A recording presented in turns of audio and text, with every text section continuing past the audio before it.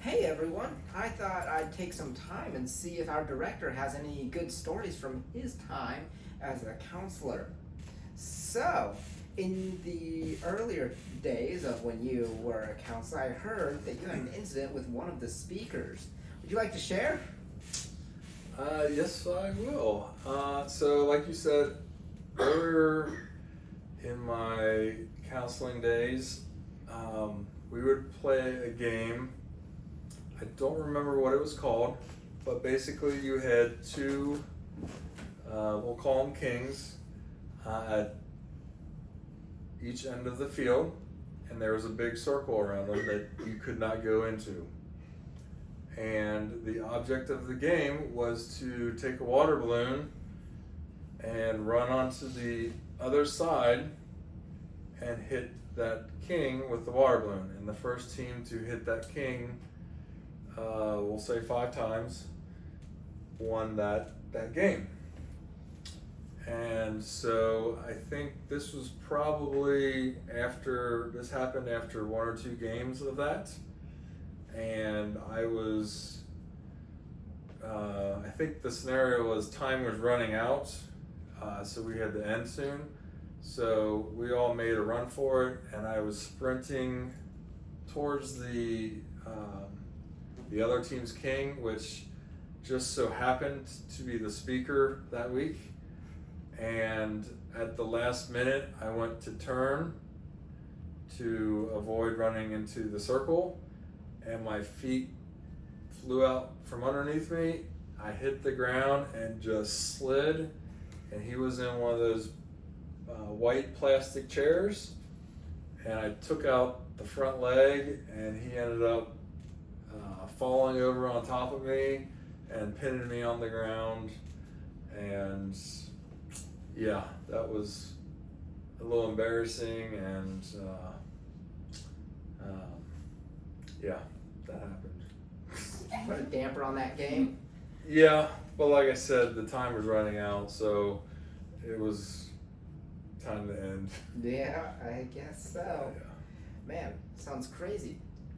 One of the rumors I heard about Whitewater is that they used a different location called the King's Domain for a year. Are there any good stories from when they did that? Yes, King's Domain was on a hill. That's one memory that I have.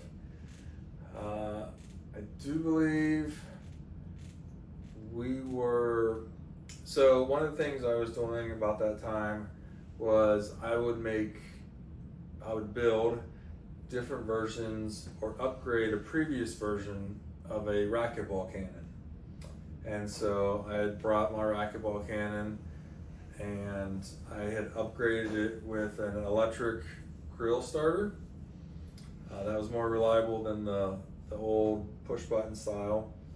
And so I brought that out, and there were some campers there, and we would shoot it straight up, and they would try to catch it. But in this particular instance, I'd loaded it, got ready, and one of the campers asked, "Well, what are you going to shoot?" And I said, "I'm going to shoot at you guys." And he didn't believe me. He's like, "No, you're not." And I started counting, 5, 4, and I lowered it down, and they all took off running. And so you see this line of like 10 campers running across this field. And by the time we got to 1, there was 2 campers that there was a pretty sizable gap in between them. And this racquetball cannon shot really, really straight. And so I shot right between them, and as soon as they saw that ball go by, they dove on the ground, rolled around, and were screaming, "Oh my goodness, he shot at us, I almost died." And it was pretty funny. Yeah, definitely one of the funniest moments that I've seen at camp. So Sounds like a lot of fun and almost like a mini prank. So, yep. On that note, I've also heard that you've played a couple of pranks in your day. Do you have a few that stood out in your mind? I do. I have two. The first one was when I was a counselor, and I happened to overhear a couple of the campers planning to sneak into one of the counselors' belongings and taking out a pair of their boxers and executing the good old boxer up the flagpole prank. And so I pulled them aside and I called them out on it. I said, first off, you're not supposed to be getting into anybody else's stuff. And then I said, however, how would you like to go in on a prank in this manner? And I told them I had purchased a huge pair of yellow boxers. They had a big smiley face on it, and I had purchased them with the intentions of using them if we had a opposite day theme or a backwards day theme, which back then we did a lot of theme things for cabin cleanup, so that wasn't uncommon. And I said, here's what we'll do. I'll tell you where they are. You go in, get them, put them up the flagpole. You know, you can tell everybody or whatever, and I'll play along. But you guys and I will both know that, you know, we're kind of in on all this. And so they did just that. They executed it very well. I played up the part as best as I could, and everybody had no clue that I had known about the prank. And so it was a big hit that year that the kids, some of the campers, put a counselor's boxers, so-called boxers, up the flagpole. Let's see, what was the second one? The light switch prank. This was probably my best prank if I had to vote for myself.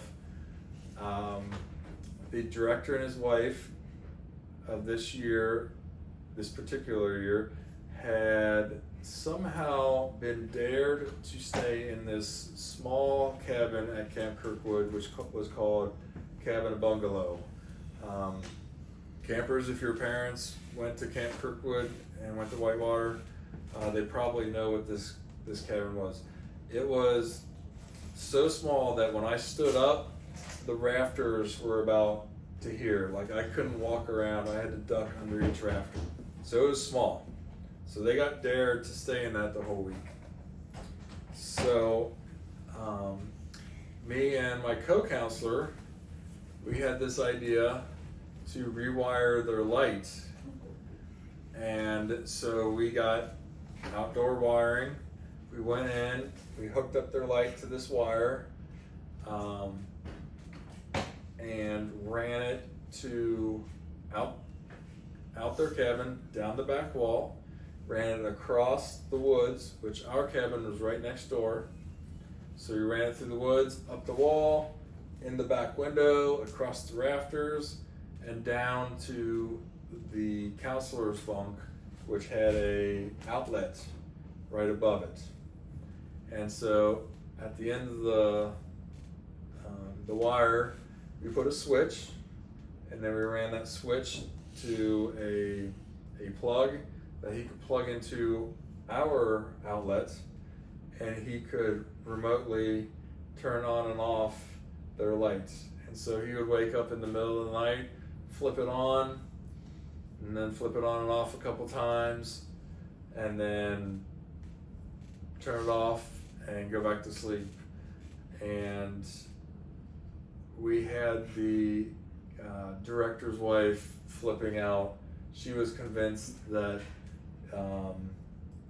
it was haunted, or whatever you call that.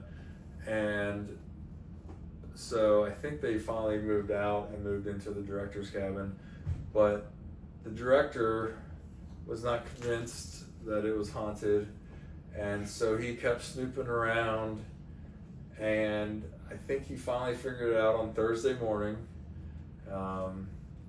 and he came up to us and he was like, "Mr. Jeff and Mr. Jeremy, I have something to discuss with you." And so he proceeded on and is like, "I was looking at our light and noticed that there was a wire coming out of it that went out the back window, down the back of our cabin, across the woods to a certain cabin. And at that cabin, it went up the wall, went in the back window, across the rafters, and at the end, I found a switch and a plug. Would you guys have any knowledge of this?" And so we both laughed, and he had a good laugh, and he thought it was funny. So everything turned out good, but the whole week they kept telling everybody that they thought their cabin was haunted, and it was a big fun time moment. Man, sounds like a very complicated prank that I would not have been able to pull off in any way, shape, or form. Knowledge of electricity and wire. So that's very impressive.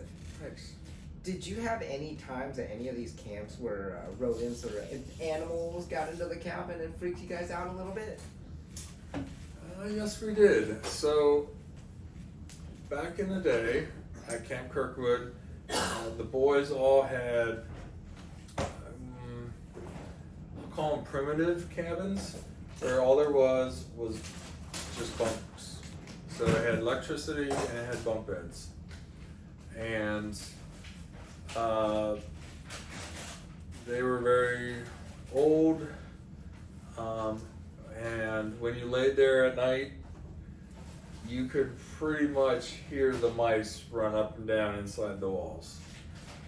And so it was not uncommon to see a mouse run across the rafters or across the floor, at times. And so one night, I was laying there trying to get the kids to settle down, to keep their flashlights off, and to go to sleep. And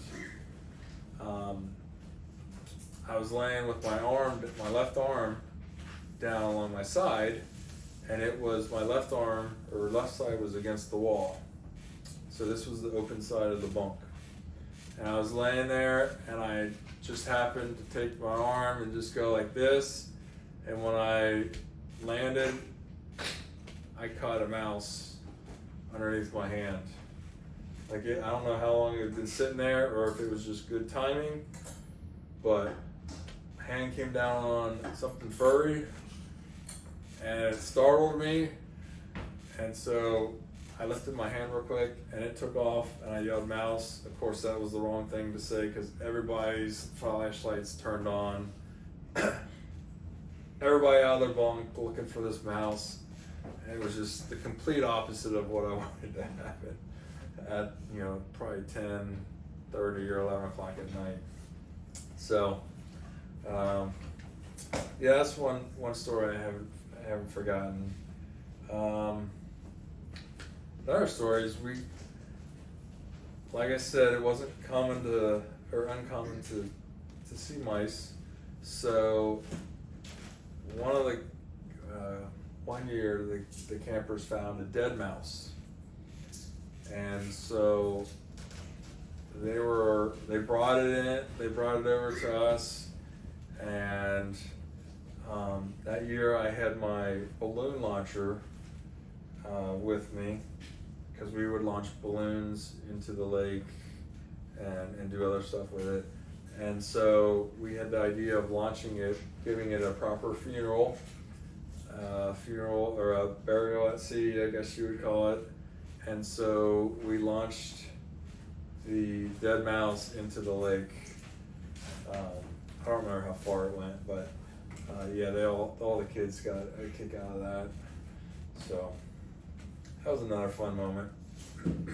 Well, it sounds like you've had a lot of fun stories at your time at Whitewater. Yeah, they keep coming back. Yeah, hopefully more stories are made as the years continue going. I would love that. So, Well, we can't wait for you guys to join us and make some memories of your own. Looking forward to it.